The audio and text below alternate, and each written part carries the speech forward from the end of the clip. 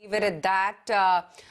We, in fact, are going to now welcome on board Param Desai as well from Prabhudas Lilladher. And Param, I guess you are seeing the stock price react the way it is because the overhang clearly continues. The Supreme Court has now only pushed the ball in the Delhi High Court's court to decide on the open offer. Yes, right. So obviously the street was anticipating that the open offer to go through because this is almost now going on since last 3 years. And currently IHH owns 31% stake, and generally they like to have the majority stake wherever they have acquired the assets. So to that extent, yes, this is the overhang continues from that perspective. So Param, but what does it mean for investors in the sense how big an overhang this has been in your conversations with investors, how big an issue it is, and going forward, what do you expect for Fortis with respect to this forensic audit being done? Do you expect there could be more overhang and more roadblocks?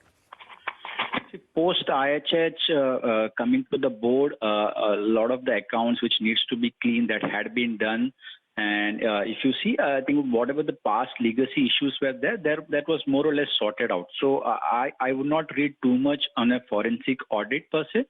But from a business perspective, yes, because the open offer had gone through it, the IHH could have taken a majority of the stake, and some of the decision making in terms of whether to have expansion, greenfield expansion to take place. I think that could have been more of a smoothened road. Also, there was some reasonably some kind of savings or some kind of cost savings with respect to the legal cost and some of the other compliance related costs, which was expected to improve the margins. I think will continue to remain, and that overhang still persist from that what the street was anticipating. To understand, Fortis is, by the way, now down 12%. That's quite a bit of tanking that the stock is taking. Let's just bring up the intraday graph. 273 is where the stock is.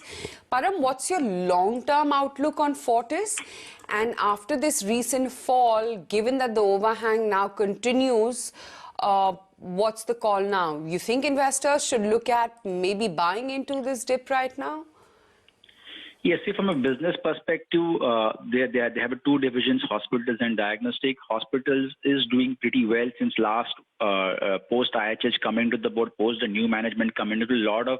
A lot of positive changes has been implemented, specifically on the operational side.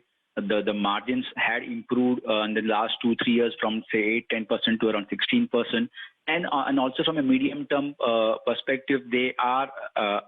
From a medium-term perspective, they are adding some 1,500 beds on a brownfield expansion. That continues to remain. That doesn't get changed because of this decision.